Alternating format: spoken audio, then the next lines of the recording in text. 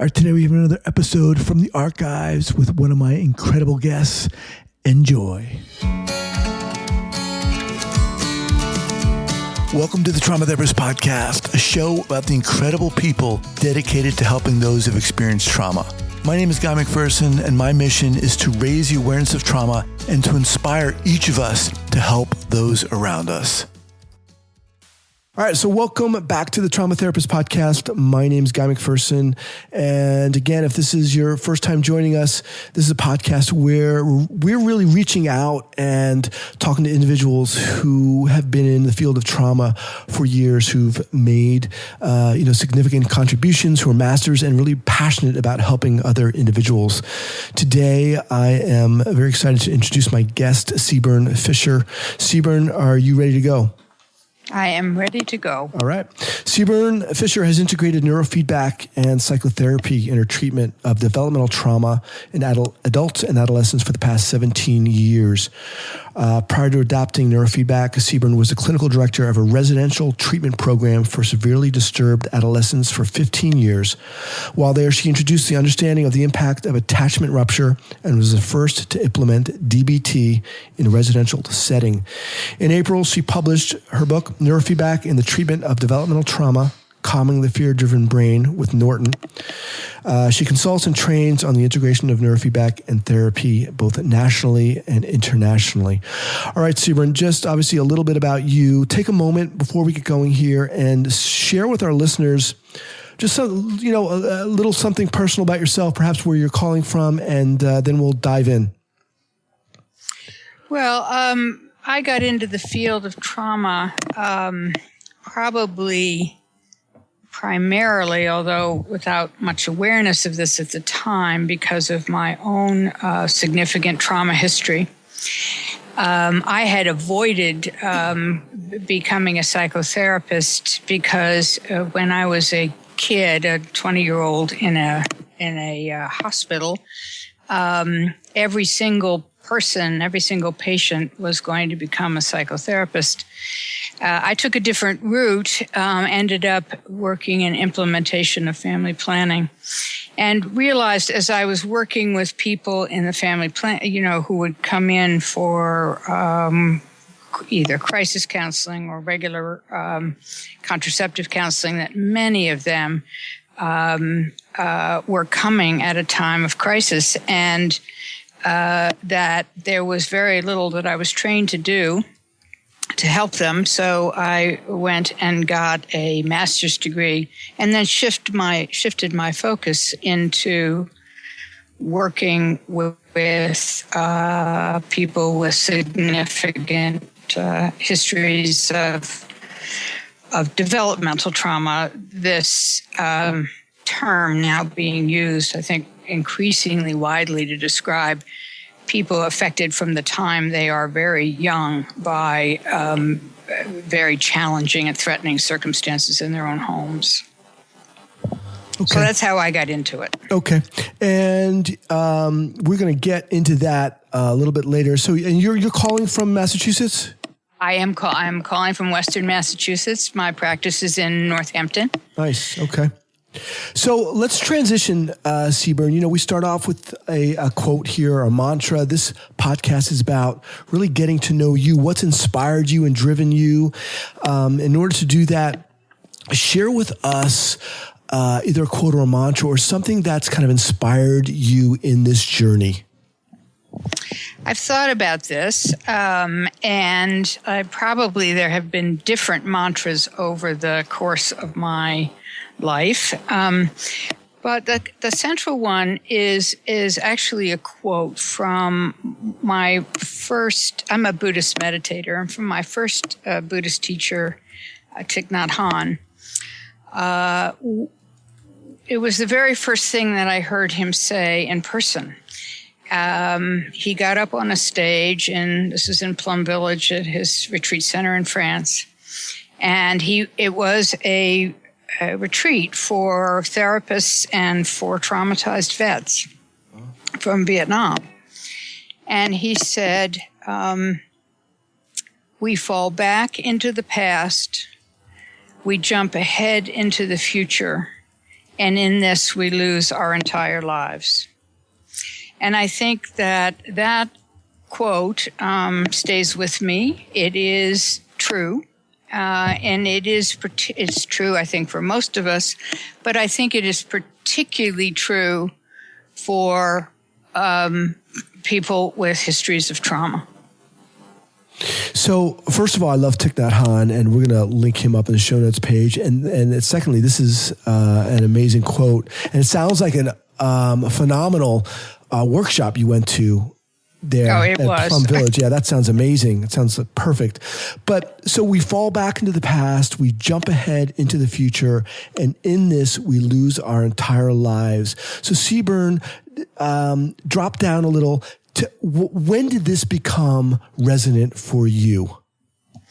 Well, I think it became resonant immediately. I was struck by that, and I think the whole audience of vets and, probably a fair representation of trauma survivors, even among those who were not vets, and people who maybe had not had either of those experiences felt that very deeply. And one of the ways that I conceptualize my work, or my duty, really, is to help people gain the present.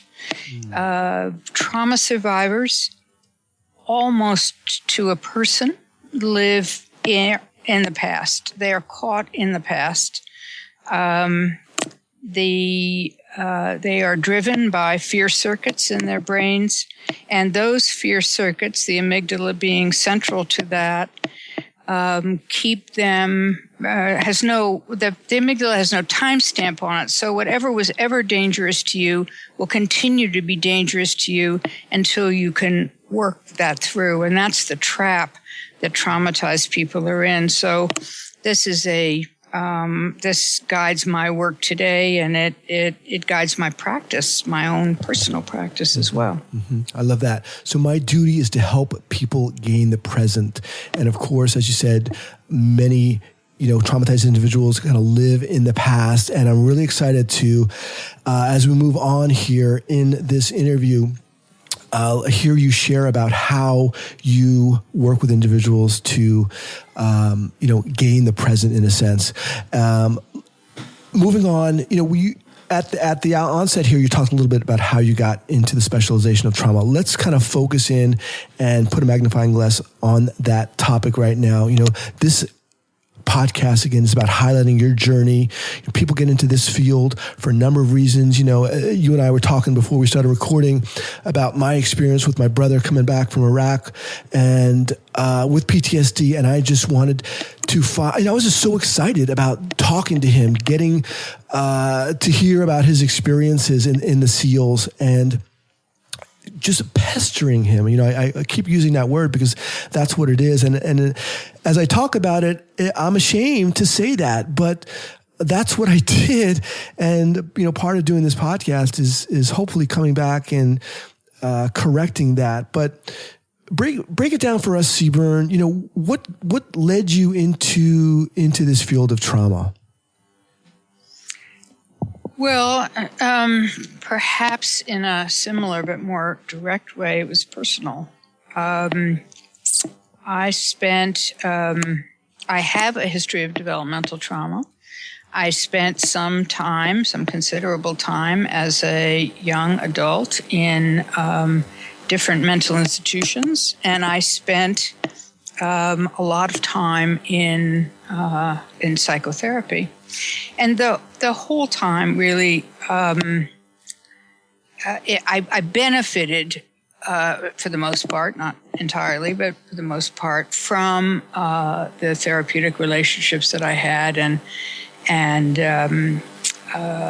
from the skills that I learned in terms of affect regulation. But I was always, at some level, limbically driven. And that was true, and that is true, I think almost by definition, for people who have suffered from developmental trauma. And clearly from PTSD. That's what's going on. Becomes a fear-driven brain. And it was only, so I've been doing this for 35 years, and it was only in the, as you said, about 17 years ago, that I started to focus on the brain at all. I had been trained, as most psychotherapists are, to focus on issues of the mind and how the mind is formed by its history, which is true, and its environment and the impacts of trauma, the impacts of everyday life. And had no training in my graduate education, and I should say this is still mostly true, on how the functioning of the brain contributes to the dilemma, much less any real approach to how treating or working with the brain could help. Because the only approach to working with the brain of trauma survivors and of anybody who's significantly mentally ill so far has been working with psychopharmacology. And in the last 30 years, with the major advances or the use of psychopharm, the statistics do not show that this has actually been a helpful approach to the treatment of mental illness. So we were really looking for a new way, although I have a story. I mean, my story about how I got into this field is hardly one of seeing the light immediately. I had to do this training myself, which we're calling which is called neurofeedback, to have any idea of its usefulness, particularly its usefulness for people with trauma. Well, we want to hear that story. You want to talk about it right now? Yeah. Okay. So I had a colleague, a woman named Kathy Zilberman, who, and I was having dinner with her. I was then the clinical director of a treatment center, as you mentioned, for severely disturbed adolescents, most of whom would age out of the program not a whole lot better once they got out. They would do better in the containment of the residential program and with therapy. But once they got out, most of them would fall apart. Very few went on to live constructive and healthy and good lives, and I think for exactly the reasons that we're going to discuss in our conversation. Anyway, so I had a dinner with Kathy, and she started telling me about this thing that she was looking into called neurofeedback, and told me that I could teach these kids, that these kids could learn behavioral control by playing a video game with their brains. And I just looked at her. I had absolutely no understanding of how this could be possible. I didn't know much about the brain, but this was a time way before there was any conversation about circuits running the show in the brain, which is now more and more what people are discussing. But there was no discussion of that then. And we are, with neurofeedback, appealing to the circuits in the brain, the way the brain fires. So I agreed to become her first subject. And we did a couple of sessions, and I got headaches. I was a migrainer, among many things that have resolved with neurofeedback. I was a migrainer, and I got a migraine. But nothing much seemed to happen. So she was frustrated, and she said, well, we decided we'd just do this for a weekend. I usually caution people here that this is not a recommendation, but this is how I got into the field. So I did over at her house about maybe 7 or 8 hours of neurofeedback training at a particular frequency for, over the weekend. And I after I left, I did have a migraine the first day, a really bad migraine, and still something said to me, go back and get more. So I did. The migraine was pretty bad. There was a movie that I was going to miss if I didn't see it. It had a certain level of violence in it. I walked out of the movie almost to the point of being sick from the violence, which is stuff that is sort of de rigueur in movies, not that exceptional. Walked home, noticed what is often called the clean windshield effect, where I just, all the light was beautiful. It was just turning dark, that beautiful blue lights coming on in people's windows. It was an exquisite experience. I could feel the air on my skin in a new way. I was vibrant and perhaps even vibrating. So she called me, Kathy called me on Monday. That was on a Sunday. She called me on Monday night, and I was hypomanic, and I had a bad migraine, and my speech was quite pressured. And she was really nervous, which was understandable since I was her very first patient. And I said to her, as I mentioned, a Buddhist meditator, so is she, and I said, Kathy, I am one with everything. And she, of course, that just made her even more nervous because I was saying this with pressured speech in a hypomanic way. And I said, no, I understand why you're nervous. I can hear my own voice. I know why you're worried. This is going to be over on Wednesday morning. I had no idea how I knew that. And on Wednesday morning, the whole thing lifted. Now, there is an experiential explanation for that, but I wouldn't have known it. I went into this not believing in it at all.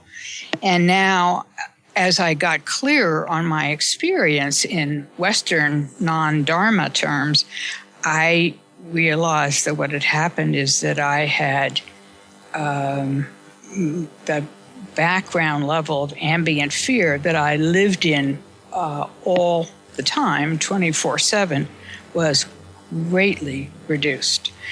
And so it was very clear to me that this is something that I had to do, and that I had to learn more about this. And so I went and I got training, and the only place it was available at that point was in California. I went and studied with two very bright neurofeedback people, and then began to incorporate it into my practice slowly. But with very great benefit, particularly for people where fear, shame, and rage are primary. Wow. So thank you so much for sharing that story. I mean, that is an incredible story. You're sitting down there having dinner with your friend, Kathy. She talks about neurofeedback and, you're like, what are you talking about? You, in fact, go through that training yourself. What specifically did she have you do? Well, neurofeedback, it's a little hard to describe on the radio or in a blog, but it's a process where there are sensors placed on your scalp that pick up your EEG, and you place the sensors depending on assessment. So the right hemisphere is where affect regulation takes place. And so for me, we were looking at right hemisphere training, just lowering arousal in general. If you were somebody who had whose arousal was too low, and I have a story to tell you about that too, then you would, these are general assumptions, are always going to be true, but you would place the sensor on the left, and then you're looking at you're picking up the person's real-time EEG, so their brainwave signature of their brain at that place, at that moment in time, and you're deciding on what frequency would help make this person, in my case, calmer. And so we know, for instance, that alpha is considered a relaxing frequency. So what you can dial alpha into your computer, and every single time I make alpha, in this case, I could be rewarded to make it. The problem for me was that I was the only frequency that was available then that was considered calming because of research done in epilepsy was 12 to 15 hertz, and which is called SMR. So she dialed. All she had was available to her at that moment in time was 12 to 15 hertz. So I trained at 12 to 15 hertz, and it was too high, and that's why I was manic. and with pressured speech, and probably contributed significantly to the migraine as well. So now you can dial in any frequency with the system that I use. You can even change it by 1/8 of a hertz. And so you can pinpoint what frequency is the most calming to this individual, and what placement is best for this individual. Neither the placement nor the frequency was absolutely right for me, but nonetheless, I had this extraordinary experience. And all it is the electrical signal from my brain is amplified 10,000 times, goes into the computer. The computer reads it, and then it sends that to a video game, and I'm playing a video game just by changing brainwaves. Every single time I happen upon, in this case, 12 to 15 hertz, I get a reward. And the brain just naturally goes after what it's rewarded to do. Uh-huh. And even it's not conscious, but every time you do it, and you're also having to exercise some control over things that you shouldn't be making, like slow wave or excess fast wave. And when you do all of those at once, you get a reward, and your brain just goes for that. So that's what she did with me, and that's what I do with my patients as well. And you said you had a story about the too low arousal. Yeah, I mean, that's not usually who I work with, but one of my very early experiences. So I'd just been out to training, and it was recommended that you don't train your patients right away, and I strongly endorse this recommendation, but you train family and friends. But it was set up in my waiting room. And I had a patient who had a history of severe monopolar depressions, and her sister had died as a result of suicide with bipolar. So she was at some considerable risk. She came in, she was crying, and she said, "I have dropped into this depression so fast that it's terrifying to me." And I hadn't seen it before. We had talked about it. We had talked about ways of managing it should it reoccur, but I hadn't seen it. And the system was sitting there, and she said, "I'm not going to take medications. I can't teach when I'm like this. I can't do anything but be in bed. Please try this neurofeedback." So I agreed to it, and I did what I had been told, which is with low arousal. When you want to raise arousal, you put the sensor on the left hemisphere and train at 15 to 18 hertz. That was the other available frequency in the early days of neurofeedback. So I trained her for 30 minutes at 15 to 18, and I just watched her in just change over the course of the session. Now, this is something that she had lived with for her entire adult life, since adolescence, actually. And in one session, we saw it remediate. I trained her for 23 sessions altogether. And 12 years after, and then she stopped, and I had reason to give her a follow-up call 12 years later. I was taking a trip, and she knew the area I was going to. And she said, well, you can tell your audiences that I have had no reoccurrence of depression since neurofeedback. She said, I've had mornings when I wake up a little blue, but it's nothing that a cup of coffee or meditation doesn't take care of. So that was a very encouraging start for me, in terms of what neurofeedback could do. All right. I don't know if you follow me on Instagram or not, but when I do interviews, I usually do 2 interviews a week. I conduct 2 interviews a week. And usually I get so excited. I get so pumped up after these interviews because I get to talk to incredible people. And what I usually do is I go on Instagram and I talk about it. I want to share that excitement. Usually there's about a 2-month turnaround on my podcast, which means that they don't go live for a couple of months. And I have a problem with that because I want to share it. I get so excited about these things. So what I've done is I've created a membership called Trauma Therapist Plus, and it allows people for $5 a month to access these episodes about 2 months before they get published to the public.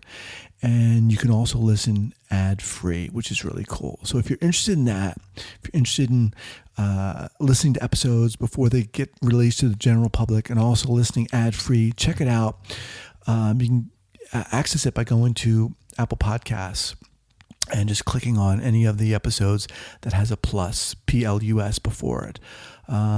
It's exciting. I'm excited about it, and you'll also help support the podcast.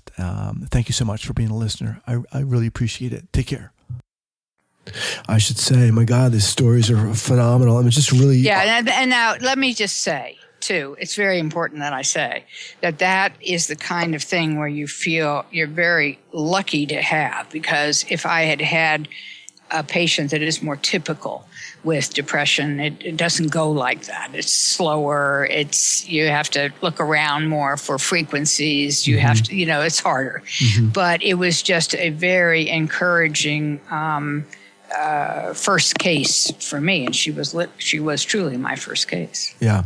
I mean, I just think it's really interesting to hear you talk about your own experience, and how this impacted you, and that then inspired you to begin studying this and using this with your clients. I mean, that just is really inspiring, Sebern. I want to thank you for sharing that. So, we talked a little bit about your journey, Sebern, what got you into this field. Now, share with the listeners here, an early clinical error you made and what you learned from that. Obviously, people use this word differently, error, mistake. Some people don't like to look at it that way, but share with our listeners something, that you experienced and the lessons you've learned. Well, it's everything that I did early on, and I have no problem embracing mistakes. I have this bifurcated career. I have the before neurofeedback and the after neurofeedback, and I would say that the biggest mistake that I made was working with people. This is before I learned about neurofeedback. Was working with people with dissociative identity disorder or multiple personality disorder, and pushing, maybe something like you were doing with your brother, pushing for them to reveal their trauma, which just is overwhelming to people who have somehow survived the level of horror that these people have survived. Mm-hmm, mm-hmm. And so, but it was seen as what was necessary in trauma was for people to say it. Right. Now, there's even without neurofeedback, there's a lot of focus on stabilizing before you begin to talk about trauma. And these patients are really across the board. It's very difficult to stabilize. And I think, it's because of the very things we're talking about. They are absolutely overridden by fear, and to such a great extent and so early in their lives that they have fragmented. So I think that if to young therapists who find themselves working with these severe disorders, stabilizing first is the most important thing to do. So you talked about this bifurcated career. How long had you been working in the field before you began utilizing neurofeedback? About equal amount of time now. So I had been doing psychotherapy. I began as I was the clinical director of the residential treatment center. In that, I often took the most challenging cases. And that was right after I finished graduate school in 79. I think I started there in 79 and worked there for 15 years and then or 17 years, I think, and then had a private practice after that. And I would have brought neurofeedback into that because I was learning about it at the end of my tenure there, had that been acceptable, but it was too new and it was too controversial, I think. Now, interestingly, the residential treatment centers in my area, they're two for kids. Both of them use neurofeedback. So, it's just an irony, really. Yeah. So, now we get to one of my favorite questions, Sebern, which is, why? We talked about some of the challenges of the specialization, what got you here. For me, I just really find it interesting exploring why we do what we do. I mean, that answer, in a sense, drives us along, in our work, in our passion. This is a little different than what got you here in the first place, but share with us, why you keep doing this day to day. Well, it's not clear to me, Guy, why, not why I do it. Why I do it is clear, and I think we've talked some about it. But if I'd still be doing it, if it weren't for being able to help people regulate this wild affective realm with neurofeedback, because it's terribly, terribly wearing on the patient, but it's also very wearing on the therapist. And so I'm not at all sure that I'd continue to be in this or look forward actually to my work, which I do greatly, if I didn't have that modality on board. So it's because you're able to help people regulate their affect, in a sense. You're able to, which is very difficult to do with talk therapy, and there's reasons for that in the architecture of the brain. But it's very difficult to do that with talk therapy. Insight-oriented therapy, probably the least useful, and ultimately, it's even in standard therapies, it's not the talk so much as it is the state of the therapist. And when you work with severely dysregulated people, it can be very difficult to stay regulated in that encounter. So not only do I think that neurofeedback is very helpful for the trauma patient. I think it's very helpful for the trauma therapist. So I love what you said there. It's not so much the talk, but the state of the therapist. Say a little more about that and the importance of that. Well, we're thinking about this as a regulating other, that the therapist has to be able to stay in her own skin, in a state of relative calm, although calm is not always called for, but at least if it's not calm, that it's thought out how you're going to be with your patient. It is really an overall abiding relationship because it is the only thing that quiets the state of the patient is if you are yourself relatively well put together and with them.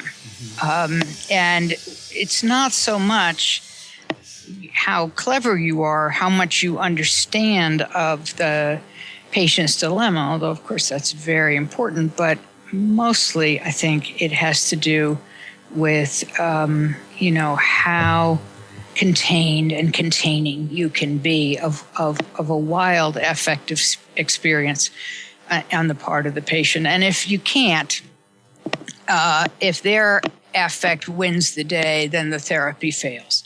Because first and foremost, that's what all therapies need to achieve is affect regulation. And I just think it's so interesting that you're bringing this up because it comes up again and again as I talk to, the other individuals I've talked to, and it's the state of the therapist. And maybe it's not surprising, but in this day and age where we as therapists have a plethora of workshops and interventions and modalities to choose from, it almost becomes the case of the bright, shiny object. Well, let me do this and let me do that and let me do that. Mm-hmm. And what it keeps coming back to again and again, Sebern, from these interviews, again, not surprisingly, but just so poignantly, is that so much of this depends upon us as clinicians. And as you're saying here, the state of the therapist. And why is that difficult? Why is it difficult for us as clinicians, as therapists, to have that abiding presence or relationship that you're talking about? Well, it's very challenged by threats that dysregulated patients make on themselves, to the therapy. It's if there's screaming, if there's a good deal of crying, and although one of my colleagues said that when I asked him if he had seen the movie The Crying Game, he said, I have, that's what I do. That's what I do. So, but it's difficult. It's difficult for us as human beings to sit with really, really intense affect, emotion. And it's no different being a therapist that's difficult to sit with. Desperation, severe depression, hopelessness. And it's hour after hour that you're sitting with that with one person or another.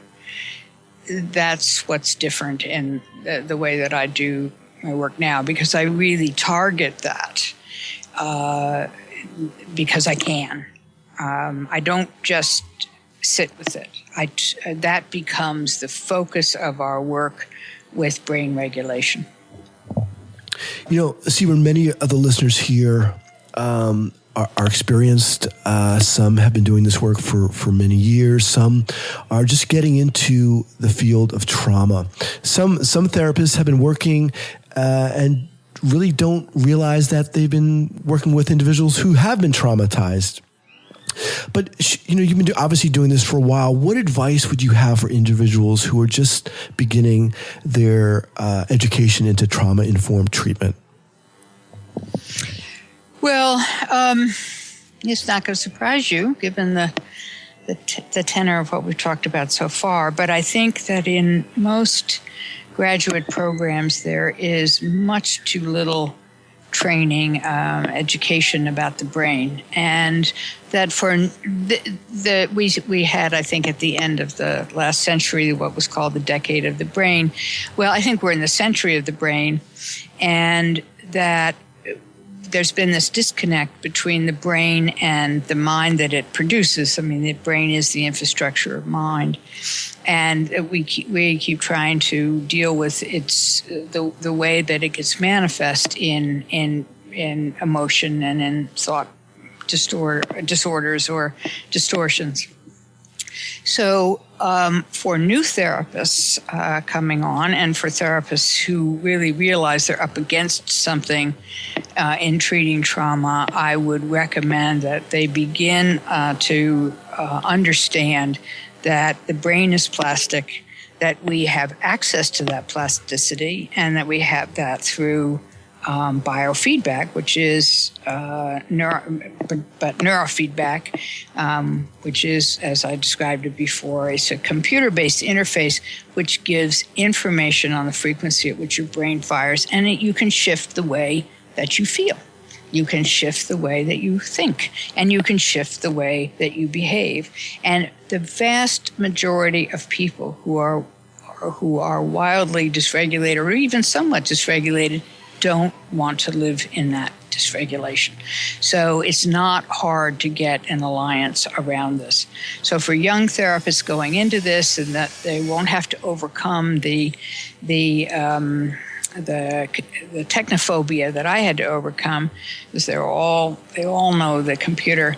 To learn a computer brain interface called neurofeedback, it will be of great benefit to them and to their patients. Okay, so get educated about the brain, understand the brain's elastic, and that we can access and optimize that via neurofeedback and biofeedback. Let's shift to two book recommendations. And before we do, I just want to say that, for those listeners who aren't aware, you were, Sebern, really kind of prominently featured in Bessel van der Kolk's book, The Body Keeps the Score. And that was, I thought, a really great highlight of you and the work you do. So congratulations for that. Thank you. So share with us two books that have inspired you, influenced you, and they don't necessarily have to be trauma-related books. And then we're going to talk about your book. Well, they happen to be trauma-related books. Probably the two most important books that I've read in my field are Bessel's. One is Bessel's book, Traumatic Stress, and the other was Alan Shore's book on affect regulation and the origin of self. So those are the two books. There have been other books in the neuroscience realm that have been very influential, or perhaps even more validating than influential. But in terms of coming to understand the nature of the attachment rupture and the effects that it has on the brain, those were the two most important books for me. Okay. So Bessel van der Kolk's book, Traumatic Stress, and Alan Shore's book, we'll have links to those both on the show notes page at westcoasttraumaproject.com. Sebern, your book that just recently came out, Neurofeedback and the Treatment of Developmental Trauma, Calming the Fear-Driven Brain. Share with us a bit about what your thoughts were on putting this work together. Well, let me say that I had been encouraged by my husband, among other people, to write a book, but I didn't have an intention to do so until I got a letter from Norton asking me if I would write a book on attachment disorder and neurofeedback, and I gather that they had been, reading my stuff on the internet. So it was it was the impetus of Norton that got me to do this book. I made what seemed that became an audacious promise to do this book in 2 years, which I in fact did. And again, I have to credit brain regulation for this, which I still train my brain fairly regularly. This is a big endeavor. I was doing it at the same time as I was doing my clinical work. I also have to thank my patients who were articulate about what the gains had been for them. And I had been writing about it and trying to understand it, particularly in the realm of quieting fear. So, I struggled, I think, like all authors do, with it's a very daunting process, probably more than I ever would have known before I did it. But it seems to me to be an important book, and it's important. Yeah, I liked that phrase of bright, shiny object.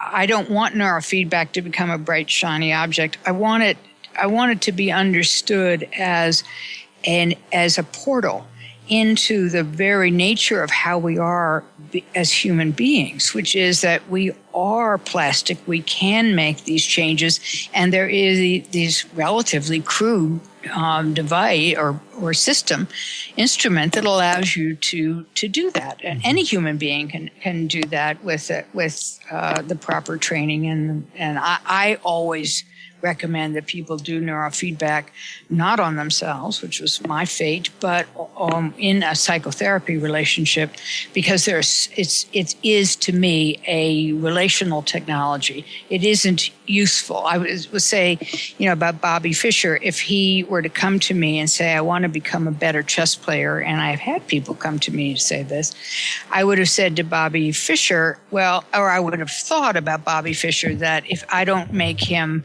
or allow him to become a better human being, then I failed him. And in becoming a better functioning human being, more relational human being, and that's really what I mean by that, you will become a better chess player. You will become a better skier. Peak performance is embedded in a relational self. So that's what I think neurofeedback allows us to ultimately gain, is that capacity for deep interpersonal relationship that is so abraded and upset in the process of trauma. So that's neurofeedback and the treatment of developmental trauma, calming the fear-driven brain. Again, that'll be linked up in the show notes. Sebern, what's the best way for individuals to contact you?